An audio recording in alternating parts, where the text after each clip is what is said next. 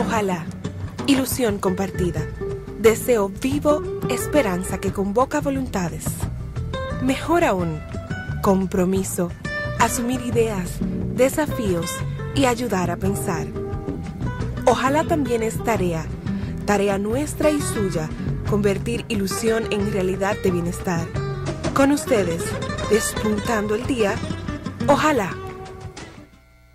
Hola, muy buenas noches a todos y a todas. Sean ustedes bienvenidos y bienvenidas a Ojalá. Las políticas medioambientales en la República Dominicana. Ese es el tema que vamos a tratar esta noche con el ingeniero Franklin Reynoso. Durante las semanas pasadas hemos tenido aquí en Ojalá la visita, la comparecencia de destacadísimos expertos en esta materia, en materia medioambiental. El tema de la foresta, el tema de las aguas, del ordenamiento del territorio, los conceptos de sostenibilidad, ¿verdad?, en el manejo de nuestros recursos naturales, las energías renovables, en fin, hemos tratado una amplia gama de las preocupaciones que tienen los ciudadanos y ciudadanas de nuestro país en relación al tema de medio ambiente. El propósito de este encuentro esta noche con Franklin, quien es la persona que lidera este grupo de expertos que tenemos en nuestro país, es precisamente hacer una recapitulación, que podamos, digamos, en un solo programa como este, pues tomar lo esencial de lo que hemos venido tratando en las últimas semanas. De modo que vamos a conversar, como ya dije, con el ingeniero Franklin Reynoso, que es ingeniero agrónomo, pero tiene dos maestrías, una en recursos naturales de la Universidad de Gainesville y una de foresta en una universidad de Brasil. No recuerdo exactamente la universidad. Viçosa en Brasil. Sí, Franklin, en Minas Gerais. Minas Gerais. Sí, estado de Minas Gerais, la Universidad de Viçosa. Muy bien. Pues Franklin, buenas noches, gracias por aceptar nuestra invitación, y lo que queremos pedirte esta noche, a ver si podemos hacer un recorrido de nuevo por un poco lo que hemos estado hablando durante todas estas semanas. Y lo primero que me asalta al tocar el tema del medio ambiente es un concepto que está íntimamente relacionado con el medio ambiente, y es la sostenibilidad. Se nos habla, se nos dice, y hay mucha razón, de que cualquier manejo del medio ambiente tiene que ser sostenible o duradero, como dirían los europeos, ¿no? Nos gustaría que tú nos refrescaras un poco por qué esta asociación del medio ambiente y la sostenibilidad. Bueno, Roberto, muchas gracias por tu amable atención. A los televidentes también. Esperamos tener una conversación clara, amena, y compartir algunas de las experiencias y datos importantes para nuestro país. Bueno, lo primero que podríamos decir es que después de la Cumbre de Río en 1992, y antes de eso, a partir de 1972, ha habido una preocupación por el deterioro de los recursos naturales y de su ambiente, que la gente dice medio porque se dice bastante, pero con decir ambiente es suficiente. Okay. Uno dice medio ambiente por la costumbre, pero una mala tradición, es casi un anglicismo de muchísimo tiempo. O sea, que es correcto decir ambiente. Ambiente, ya cuando uno decía ambiente es correcto. Obviamente la Secretaría, el ministerio se llama Ministerio de Medio Ambiente y Recursos Naturales. Sí. Se pudo haber puesto solamente Ministerio del Ambiente y Recursos Naturales. De manera que se asociara a las dos cosas. Pero bueno, vamos por tanto, siempre a decir medio ambiente porque hay una costumbre ya. Correcto. Pero es bueno que se sepa que si queremos le quitamos la palabra medio y como quiera el concepto se mantiene. Entonces, las sociedades se han desarrollado a costa precisamente del medio ambiente y los recursos naturales. ¿Qué quiere decir eso? Que los recursos se han ido utilizando a una velocidad mayor de lo que ellos soportan, a una velocidad mayor de lo que ellos pueden recuperarse. Muy bien. Entonces, por eso se llegó al concepto en el 1992 de sostenibilidad, que significa de manera muy sencilla utilizar los recursos en el tiempo, utilizarlo correctamente ahora y que lo que sigan los nietos y los bisnietos lo puedan utilizar. Pero también no es un concepto nuevo. Este es un concepto que es antiquísimo. Una de las grandes tribus norteamericanas, un famosísimo jefe de tribu Cherokee, hace mucho que dijo que el planeta Tierra no lo heredamos nosotros de nuestros abuelos, se lo cogimos prestado a nuestros nietos. Es hermosísimo, ¿no? O sea, el concepto de sostenibilidad no es de ahora. En la Biblia también habla de sostenibilidad. En la civilización romana, cuando se comenzó a cortar a una velocidad mayor que lo que el bosque resistía, se comenzó a hacer prescripción. Uno prescribe algo cuando no está bien. Sí. Entonces se estaba cortando a una velocidad mayor. Pero aún más cerca, en la época del rey Canute de Inglaterra, se comenzó a legislar porque había una preocupación. Básicamente los ingleses les gusta la cacería. Sí. Y se estaba cazando a una velocidad mayor que lo que le permitía a las especies reproducirse de manera natural. ¿Y qué hicieron ellos? Conservar el bosque, y se hizo prescripción para conservar el bosque y para la fauna cigenética, que así se llama la fauna que se utiliza para la caza. En síntesis, el concepto de sostenibilidad ha estado desde siempre. Eso lo que quiere decir que las sociedades tienen que manejar sus recursos con sumo cuidado para precisamente que las generaciones actuales y las generaciones que vienen lo puedan utilizar también. Uno se pregunta, ¿de quién es la responsabilidad? Existe una ley de medio ambiente y recursos naturales, el Estado tiene que velar por el cumplimiento de esa ley, pero también hay prácticas ciudadanas que escapan muchas veces al control inmediato o preventivo del Estado. ¿Cómo tú enfocas esto, no? Porque a veces, bueno, atraparon a un señor que hizo tal daño, pero bueno, ya el daño está hecho, ¿no? ¿Cómo tú evalúas la normativa? Sí. O sea, es la normativa que tenemos, la 6600, ¿no? La 6400. 6400. ¿Esa normativa que tenemos es adecuada para esa sostenibilidad? Mira, Roberto, una pregunta sumamente interesante porque esa pregunta que tú haces recorre todo el panorama, toda la gama de lo que tiene que ver con los recursos naturales y el ambiente. Toda la gama. Entonces vamos a ir mencionando algunos y desarrollándolo brevemente. Lo que tú mencionabas al final de la ley 6400, que yo tuve la oportunidad incluso de ser consultor de ella y como su secretario cuando comenzó la secretaría, pero esta es una ley interesante porque esta ley se trabajó en el primer gobierno del PLD y se aplicó en el gobierno de Hipólito Mejía. Sí. O sea que es una de las leyes, Roberto, más consensuada y discutida que ha tenido el país. Okay. Porque eso se estaba discutiendo alrededor de hace 20 años, de consolidar la mayoría de las instituciones que tienen que ver con el sector, sí, que habían más de 18. Entonces, es una ley sumamente interesante y de vanguardia. Está catalogada como una de las leyes mejores que hay, diríamos, en el litoral del Caribe y un poco de América del Sur. O sea, porque se recogió todas las experiencias que había y se adaptó al país. Okay. Es una ley que incluso yo les recomiendo que la lean. Pueden entrar a la página del Ministerio de Medio Ambiente, sí, sí, porque hasta para leerla como ejercicio ciudadano es sumamente interesante y muy edificante. Entonces la ley tiene muchos principios, entre ellos el principio de precaución y de prevención. Ese es un principio que nos debe regir a nosotros, no solo en los asuntos del ambiente y los recursos naturales, sino de la vida. Claro. La prevención y la precaución. Entonces tú decías, ¿quiénes son los responsables? Eso es un asunto muy importante porque el responsable de todo eso no es solo el gobierno, no es solo el Estado como tal, y para que nos entendamos más, no solo son los ayuntamientos, no solo es la iglesia. Cuando digo no solo, es que están incluidos, ¿verdad? Claro, sí, sí. No solo la ONG, no solo los jóvenes, no solo las amas de casa.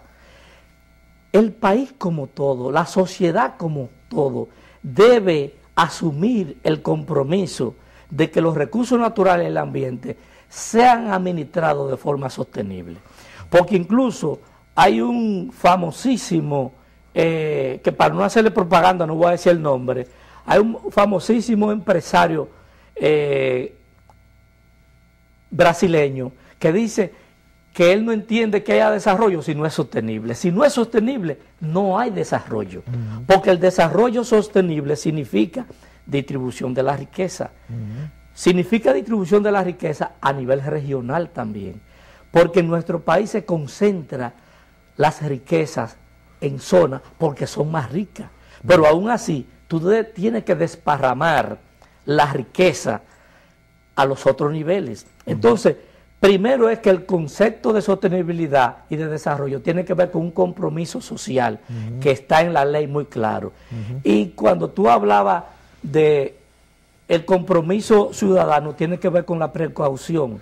Precaución para todas las cosas. Aquí no hay precaución ni prevención casi para nada. Y después podemos ver los temas del agua, los temas de la foresta, los temas de la pequeña energía renovable, el manejo de las aguas negras, cómo los ciudadanos aquí tiran todo a la calle, los plásticos. Los plásticos para descomponerse, si tú los tiras, duran miles de años para descomponerse. Y algunos no se descomponen. Entonces, si tú ves las guaguas cuando van en cualquier dirección, la cantidad de cosas que tiran, pero es increíble eso, Roberto, y estimado televidente. Cuando la gente va a otro país, no hace eso. Pueden montarse desde la loma más lejana del país, se montan en un avión y no lo hacen por dos cosas. Primero, porque no lo ven, que los demás ciudadanos lo hacen, pero lo otro que es muy importante, y ahí viene el resumen de tu pregunta, porque se aplica la ley. Entonces, para mí, la ley es una de las cosas que más educa. Claro. Porque te forza a tú cumplir con algo que está mal. La mayoría de gente, Roberto, sabe la cosa que está mal, aunque no haya estudiado. Es verdad. Aunque no haya visto los códigos desde Hammurabi, de ningún código.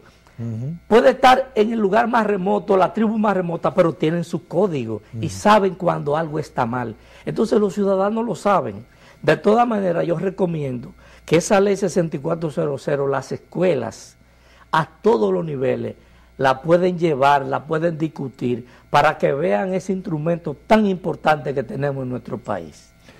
Franklin, si tú fueras a enumerar los principales desafíos que tiene nuestro país en la sostenibilidad del medio ambiente, ¿dónde estaría? Es decir, ¿dónde están los problemas que deberíamos afrontar para poder, que podamos decir que estamos encaminándonos en un camino de desarrollo sostenible? Vamos a mencionar por ahora 3 desafíos importantes: el ordenamiento territorial, el uso del agua y el turismo sostenible. ¿Lo podemos tratar uno a uno? Sí. Ok. Lo primero que tenemos que partir, ¿qué significa ordenamiento territorial? ¿Qué significa? La ley dice que el ordenamiento territorial debe hacerse 2 o 3 años después que la ley se haya promulgado y ejecutado. Ya tenemos desde el 2000. O sea, debió hacerse en el 2003. Mínimo en el 2003. ¿Quiénes son responsables de esa ley en términos, vamos a decir, gubernamental? El Ministerio de Medio Ambiente y Recursos Naturales y el Ministerio de Planificación, Economía y Desarrollo. Entonces, ordenar un territorio es la clave para el desarrollo, una de ellas. Significa que tú no puedes hacer un tipo de construcción en un lugar que el estudio del ordenamiento no te lo permita. Por ejemplo, la mayoría de edificaciones que se hacen o pequeñas edificaciones a la orilla de los ríos. Tú no puedes hacer edificaciones a la orilla de los ríos donde hay deslizamiento continuo y cada vez que viene un huracán o una temporada de lluvia, el tipo de suelo que está aguas arriba o encima de donde están las construcciones, te dice que tú no puedes tener construcción ahí. Y eso se ve a nivel del mundo. O sea, nada más no es aquí. Entonces, lo primero es que es mandatorio y es importante que los asentamientos humanos, el Estado como tal, la sociedad tenga un compromiso. No se puede permitir asentamientos humanos donde hay peligro de inundación. Eso es lo número 1 para tú ubicar las viviendas donde el suelo te lo permite. El suelo y el ambiente. ¿Qué tiene que ver el ambiente? Las aguas. Esas son las 2 cosas fundamentales, el agua y el suelo. Entonces, lo primero es los asentamientos humanos, pero también las edificaciones. Por ejemplo, a nivel de las ciudades, todavía aquí se está construyendo, Roberto y mi querido amigo televidente, sin control. Sí, hay cierto control, pero la cantidad de edificios que hay sin los rigores sísmicos son muchísimos. No me diga, porque una vez aquí tuvo un ingeniero y nos decía que, bueno, que a diferencia de Haití, esto fue luego del terremoto, a diferencia de Haití, los ingenieros dominicanos observan todo lo que tiene que ver con los requisitos antisísmicos. Lo observan, es verdad. Es verdad, pero en ciertas áreas. Okay. O sea, hay toda una normativa y hay construcciones muy bien hechas aquí y no debemos alarmar. Okay. Pero cuando tú sales de las áreas que tienen roca, hay que tener más cuidado. Claro. Cuando tú vas ascendiendo, ¿verdad?, desde el mar hacia arriba, sí, va cambiando el panorama, los suelos son más frágiles. Sí, Arroyo Hondo es muy distinto aquí a la Nacaona. Entonces, ¿tú has visto edificios altos igual en Arroyo Hondo? No, en Arroyo Hondo no. Pero hay edificios mucho más bajos. Más bajos, claro. Exactamente. Sí, entonces, el suelo es diferente. Eso quiere decir que si están hechos con ese rigor científico, no hay problema.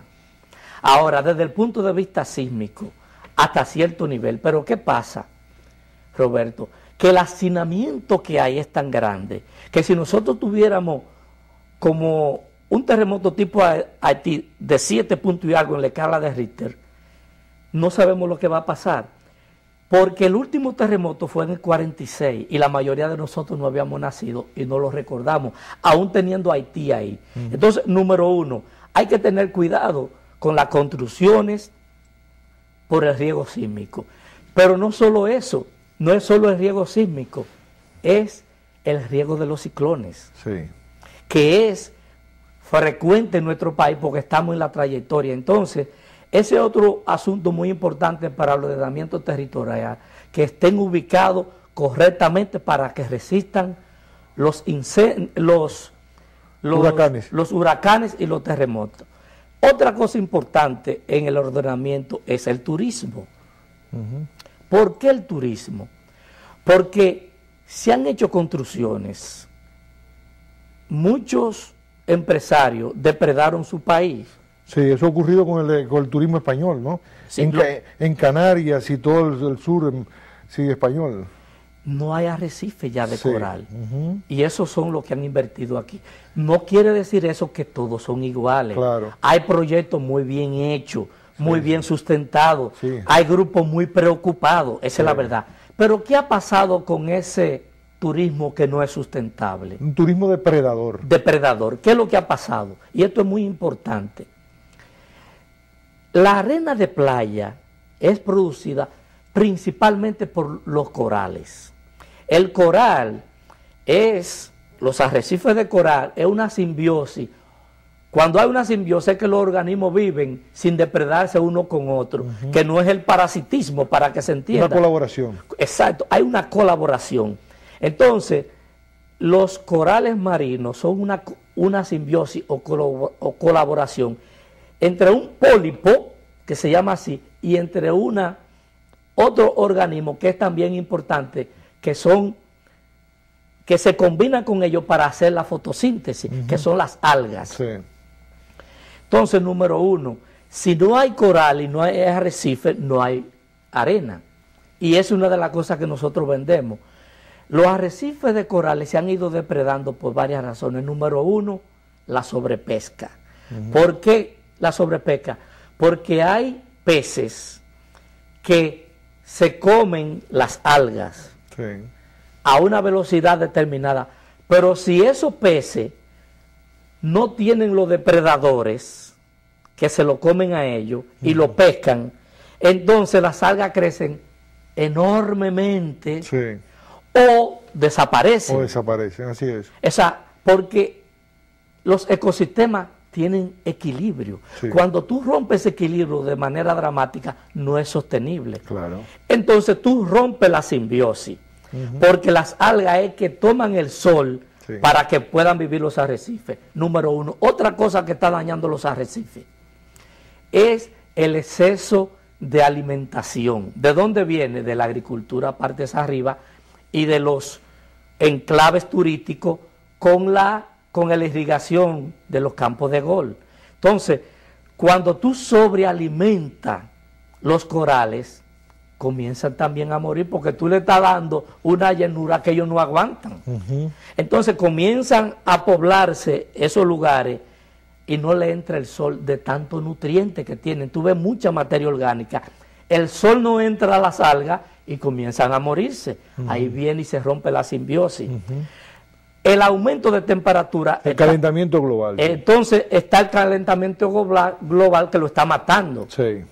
Que eso ya nosotros no somos responsables directos, pero lo está matando a una velocidad que si sigue así, en 100 años no vamos a tener corales. Parece que hay una gran preocupación sobre ese tema. A nivel mundial. Sí. Pero lo otro es, que es sumamente importante, es que aún con el calentamiento global, hay algo que tenemos nosotros que son importantes, como ecosistema, como humedal, y para resistir más o menos como barrera natural los huracanes, que son los manglares. Los manglares, sí. Los manglares están determinados como las únicas especies que pueden resistir, si no varían lo que le llaman los tensores ambientales, si eso no varía mucho, que no son sometidos a algunas tensiones que no la pueden resistir, se supone que los únicos que van a resistir son los manglares. Pero ¿qué ha pasado con los manglares? Los manglares, en la mayoría de los proyectos turísticos, en la mayoría, lo han eliminado, lo han depredado. Y que son lugares de acogida para que puedan sobrevivir las especies, pequeños pececitos, ¿no? Porque ahí es que se refugian para no ser atrapados por los grandes peces, ¿no? Exactamente, Roberto, eso es muy importante que se entienda.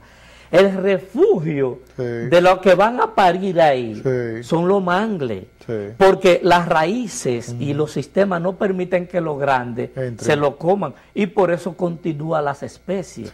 Entonces los mangles están destruidos en el país, de eso no se habla, y lo han destruido no solo los empresarios turísticos, la mayoría lo han destruido, y eso se lo digo con categoría. Y lo han hecho de una manera inadecuada. Y fíjate qué sencillo es no matar el manglar. Si tú vas a hacer una carretera que ya se te dio el permiso y tú tienes que pasar un manglar, en Estados Unidos, en el sur, en Florida hay muchísimo. Claro, exactamente. ¿Y qué es lo que hacen, amigos televidentes? Alcantarilla, para que el manglar tú no corte la comunicación, porque el manglar necesita oxigenación. Se necesita que las aguas se estén moviendo. Si las aguas se quedan tranquilas, cuando tú le cortes esa comunicación se muere. Porque es muy susceptible a eso. Entonces, la mayoría de los manglares en República Dominicana se han ido muriendo porque los proyectos de infraestructura lo han destruido. Y eso, digamos, además de las razones que tú has expuesto, podría tener solución o podríamos haber sido lo suficientemente precavidos si hubiésemos tenido esa ley de ordenamiento territorial?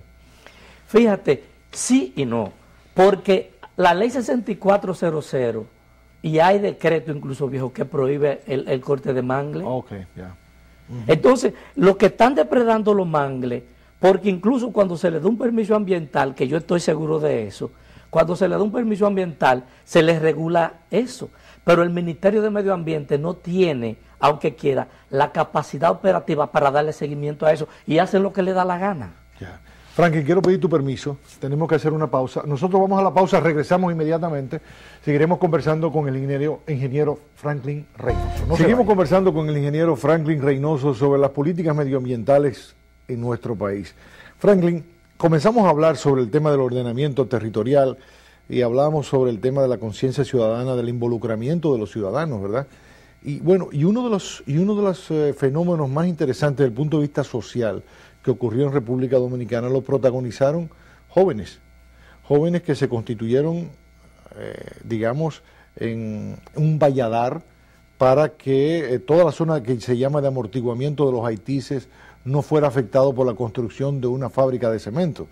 y finalmente pues tuvieron éxito, se impidieron que esa fábrica se colocara allí, porque bueno, aquello era la fuente de nacimiento de muchos de los ríos de República Dominicana, en fin, eso iba a afectar mucho, digamos, lo que se ha llamado el ecosistema, ¿no?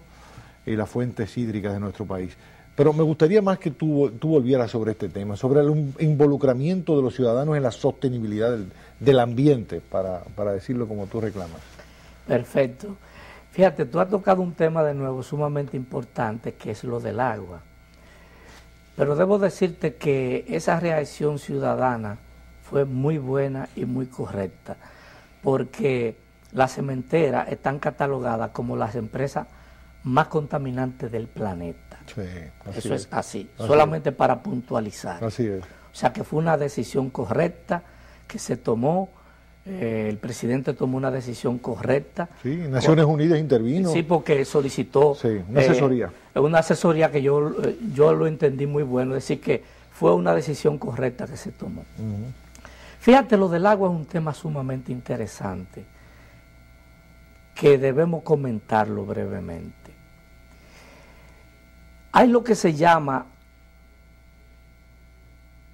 la cantidad de agua que había en el 1970, vamos a comenzar por ahí, per cápita, alrededor más de 4.000 metros cúbicos por año per cápita, por persona, para no decir los números exactos y ser más cómodo. Vamos a poner un punto de partida, 4.000 metros cúbicos por persona al año. Sí. Bien. Ahora, ¿cuánto hay? ¿Cuánto? Alrededor de 2.000. La mitad. Sí. En 30 años, la reducción que ha habido de la disponibilidad de agua por persona es bajísima. Pero vamos a dar otra explicación. ¿Eso se debe al crecimiento poblacional?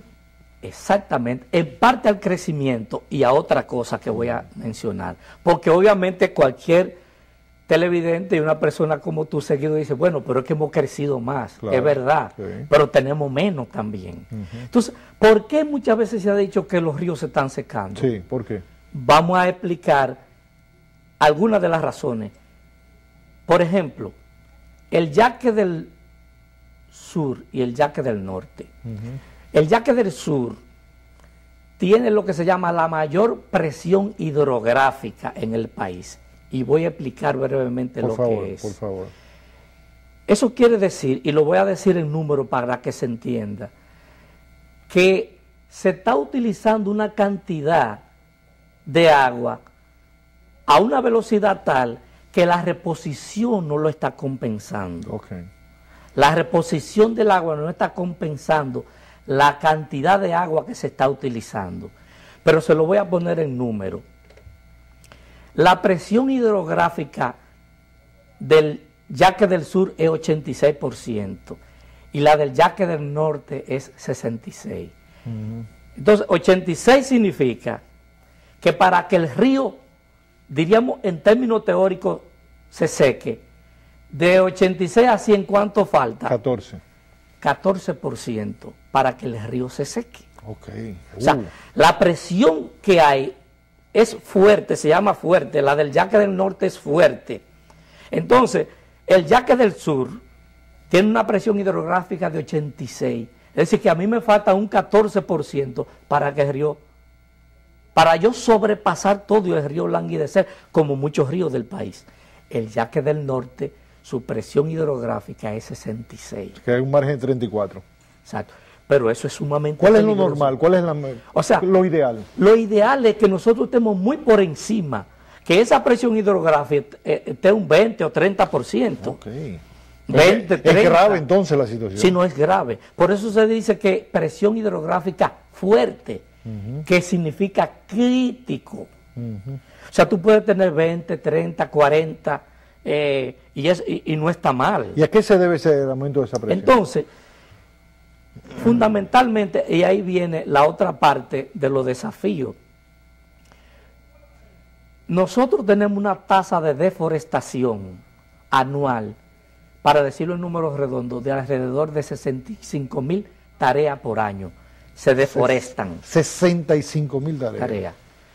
Y ¿ese es el balance neto? Es un promedio de más de 32 años. Pero digo, ok, 65.000 se deforesta. ¿En cuánto se foresta? Entonces, o sea, para tener el neto. Exacto. Se reforestan más o menos 35.000. O sea, tenemos un 30.000 entonces de neto, de déficit. Exactamente. Ok. Pero lo otro es que de esas 65.000 tareas que se deforestan anualmente, el 95% es causado por los incendios forestales, es decir, unas 60.000 tareas. Entonces, en términos de política, ¿qué es lo inteligente? Que lo hemos dicho otras veces.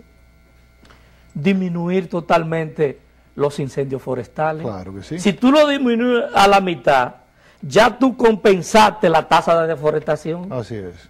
Entonces, los incendios forestales son muy importantes su control. Pero esto tiene que también, no solo el Estado, porque el Ministerio necesita más recursos.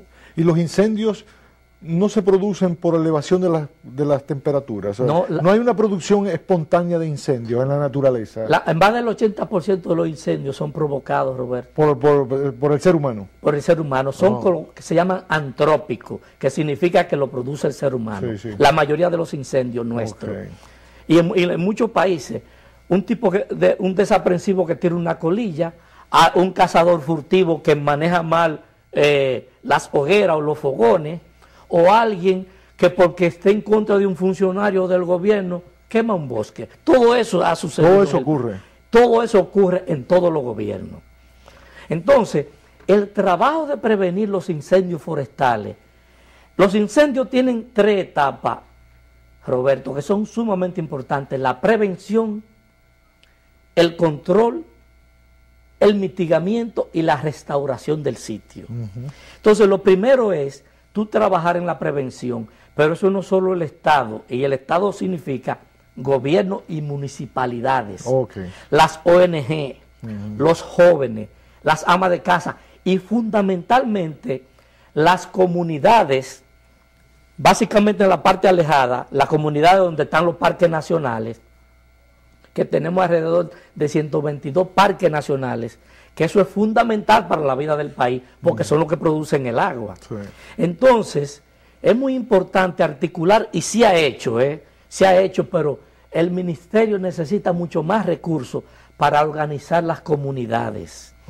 Y no solo organizarlas, porque cuando tú la organizas, son los primeros, Roberto, que te avistan el fuego. Claro, y hay que integrarlas, ¿verdad? Porque ellos deben entender que eso es parte de su patrimonio, ¿no? Exactamente. Y las encargadas de velar por el patrimonio de todos los dominicanos y dominicanas. Entonces, tú integrar las comunidades es importante, porque es fundamental cuando hay incendio, el avistamiento temprano. Mientras más rápido tú llegas, mejor. Y entonces viene eso, prevención, el control. Después viene lo que se llama la parte de tú amortiguar en el ecosistema lo que ha sucedido. Tú ver cómo tú restauras el ecosistema. Por ejemplo, yo recuerdo que cuando hubo incendios forestales hace 1 o 2 años aquí en el país, pues creo que tuvieron que venir de otro país a auxiliarnos con aviones, lanzando agua. Y entonces yo veo que compramos tucanos, compramos una serie de cosas para combatir las drogas, que me parece muy bien, ¿no?, que combatamos las drogas, pero eso es un problema también de mucha importancia, que tengamos el equipamiento para eso. Roberto, es bueno que tú lo tocaras así. Yo creo que el mismo Estado muchas veces no sabe, en el medio ambiente lo saben, pero el Estado, la sociedad, lo importante que es dotar de todas las condiciones al ministerio, a los bomberos forestales, a las municipalidades para el control de los incendios forestales. Porque fíjate, Roberto, cuando sucede un incendio y tú no lo prevés y no va a tiempo y se quema todo, para tú volver a tener algo parecido a lo que tú tenías y tú tienes 1000 años mínimo. Porque el suelo, 1 centímetro de suelo para formarse en condiciones normales buenas, dura eso más o menos 1000 años, y eso es lo que va a durar el tiempo para después tú tener todo el proceso evolutivo, que los que han estudiado lo saben, y los jóvenes, que vienen las bacterias, los hongos, los líquenes, y después que vienen las espermatofitas y las plantas con flores, frutos y semillas, que ya son las plantas grandes, que para venir así necesitan ya la creación de un suelo y nosotros la destruimos en momentos, Roberto. Sí. En lugares dependientes que el suelo se va. ¿Y a dónde llega ese suelo? A las presas. Sí. Que todo tiene relación con el agua. Fíjate que nosotros, de lo que hay disponible de agua, solamente estamos represando el 9%. Ahí yo iba. Tú ahorita hablabas de la presión hidrográfica, ¿no? Del Yaque del Sur y el Yaque del Norte. Y uno podría tener la impresión, cualquiera que estuviera oyendo, y yo al principio, ¿no?, de que estamos haciendo un uso excesivo. Es decir, o sea, tenemos problemas con el agua, ¿no? Estamos sobreexplotando quizás nuestros ríos. Y la realidad es, por la información que han brindado ustedes, los expertos, es que no estamos utilizando suficientemente nuestra riqueza. Mira, no la estamos haciendo inteligentemente, ¿no? Creo que en el este no se está aprovechando nada. Y creo que en la Yaque del Norte, ¿no?, o el Yuna, pues un verdadero desastre también. Bueno, hay algunos puntos también importantes que yo no sé si nos va a dar tiempo, pero qué bueno destacarlo. Lo primero es que del agua disponible solamente se está represando como el 9%. ¡Qué barbaridad! Y nosotros, en época de crisis, solamente tenemos alrededor de 30 días promedio para la presa. Si la comparamos con la presa de Colorado, que es uno de los ejemplos que pone Gilberto, la presa de Colorado tiene 900 días que aguanta los déficits. 3 años. Entonces nosotros es... Un mes, 30 días. Porque también tenemos represado el 9%. Pero además la deforestación causa erosión. Ese suelo que se pierde en el sitio. La riqueza. ¿Pero dónde se va? A la presa, que se llenan a una velocidad mayor de la que debería llenarse. Sí. Entonces también hay que establecer estrategias para que esa presa no se llene a esa velocidad. Presa enorme, presa carísima, que la mayoría se han hecho, Roberto, y esto hay que decirlo en el país, se han hecho sin manejar la cuenca arriba. Ahora es que ha ido mejorando, pero la mayoría no se ha hecho caso. ¿Por qué? Porque el dinero está en la obra de infraestructura. Sí, así es. Entonces, eso es crítico, porque incluso si tenemos un 100% de agua que tú tienes disponible para irrigar, solamente se está utilizando también como un 25%. Ya de la disponible, un 75% se infiltra. O sea que tenemos mucha deficiencia con relación del uso del agua. ¿Y qué tan costoso es sacar esa sedimentación de las presas?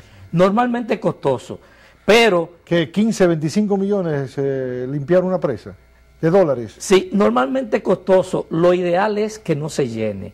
Ahora, y quizás después podríamos hablar, porque nosotros estamos dándole vuelta, el grupo de profesionales que estamos trabajando y nos reunimos, hay algunas alternativas. Una de ellas es que ese sedimento que está ahí, tú lo utilices como arena. Porque muchas de esas colas de presa se puede extraer eso y evitar que en los cauces de los ríos lo sigan depredando y secando. Ok, y se puede llegar a un acuerdo con la grancera. Con la grancera, asociarse, ¿verdad? Le damos ese material y a cambio ustedes hacen la limpieza. Exacto, esto es primera vez que lo estoy diciendo. Podría ser, ¿no? Y eso es importante porque fíjate, la construcción tiene que ver con el 18% más o menos del PIB. Es muy fuerte, sí. El 18%. O sea, que para el país las construcciones son importantes. Claro. Pero ¿qué pasa? Nosotros traemos anualmente más de 16 millones de metros cúbicos de grava, gravilla y arena. Y de la mayoría de los ríos que se están extrayendo, están languideciendo. No son de minas secas, sino de ríos. La mayoría de ríos. Porque de las minas secas se está trabajando, y es bueno decirlo. Se ha ido avanzando, ¿verdad? Se ha ido avanzando. El Ministerio de Medio Ambiente ha estado muy preocupado y ha estado trabajando. Pero no tiene control, porque sacan de noche la arena. Entonces, hay granceros que ya están con sus estudios y lo están haciendo mejor, pero de grancera y de lugares secos, no de donde estamos diciendo que se puede hacer. Porque lo que pasa es que el grancero lo busca del lugar más cómodo. Irse a la cola de presa y sacar eso es más caro. Pero esto es algo que le estamos dando vuelta, porque es una de las alternativas para ayudar y que se use el material. Una pregunta, Franklin, porque se nos agota el tiempo. Esto es un tema fascinante, interminable. Pero una curiosidad. El tema de la reforestación de las cuencas, ¿a quién corresponde? ¿Al INDRI, a Medio Ambiente? ¿A quién corresponde? Esa es otra pregunta interesante. Fíjate, y yo creo que hay una deformación ahora, y lo tiene el ministerio, porque como digo la cosa que creo interesante, también las que no son. El problema del ministerio ahora es que quiere asumir en la reforestación. Okay. Y es lo mismo como agricultura decida plantar. No, el ministerio tiene que dar las facilidades para que la gente reforeste, incentivar. Entonces ahora se ha involucionado. El ministerio quiere, con brigadas de reforestación que son interesantes en las comunidades, pero quiere llevar ese control. Eso hay que dárselo a las comunidades. Llegar a acuerdos quizás con los ayuntamientos, con los distritos municipales, para que se generen quizás esos mismos empleos ahí, ¿verdad? Exacto, entonces tú puedes reforestar para proteger y reforestar para producir madera, claro. y reforestar como agroforestería para los pequeños productores, claro. Que la agroforestería es la combinación de café, árboles maderables, árboles frutales, guineo. Que me decía alguien, experto en temas agropecuarios. Agroforestal. No, y agropecuario me decía que todo el tema del café y del cacao son fundamentales por su vinculación con el agua. Totalmente. Así que aquí, o sea, hay pocas siembras, creo que había 15 o 20 matas de café por tarea, cosa que no debería ser. O sea, debería ser más poblado, ¿verdad?, el terreno. Pero que si eso se pierde por la baja competitividad que está teniendo la pequeña producción de café y de cacao, pues podría haberse afectado a futuro el tema del agua. Totalmente, porque entonces es lo que se llama el cambio de uso. Ajá, si tenía café, eso mismo me decía. Si tenía café, lo que tiene que quizás después siembra habichuela, que el suelo se va a ir. Sí. Entonces, la parte agroforestal finalmente es muy importante, es otra de la estrategia que debe tener el Estado. A esa pequeña comunidad. Háblanos de eso en 2 minutos que nos quedan. O sea, la agroforestería, que es la combinación de árboles maderables, café. Tú puedes tener cacao donde se da el cacao, tener árboles de sombra, tú puedes tener guineo, puedes tener plátano. Eso es lo que se llama agroforestería, una combinación forestal y de cultivo. Entonces, la agroforestería, además de que tú puedes producir durante todo el año, porque tú tienes diversidad de productos, que es lo que le conviene al productor, también tú puedes, óyeme, la agroforesta es lo que más simula un bosque natural, es lo que más se parece y es eficiente en agua, sol y suelo. Franklin, se nos agota el tiempo. Esto ha sido fascinante, este recorrido que hemos hecho. Sabemos que tenemos que seguir sobre este tema porque son muchas las responsabilidades. Hay que crear también una masa crítica y una conciencia en los ciudadanos y ciudadanas. Y siempre es bueno volver sobre los mismos temas. Porque cuando uno habla por primera vez, por segunda, por tercera vez, algo queda, pero tenemos que ir subiendo el nivel de comprensión de nuestra gente. Gracias de nuevo, Franklin Reynoso, por acompañarnos esta noche aquí. Hemos hablado sobre, ya ustedes vieron, sobre las políticas medioambientales en República Dominicana. Seguiremos con el tema, porque el tema es fundamental. Nosotros nos vamos a la pausa y entonces ya venimos con el video de esta noche de Ojalá.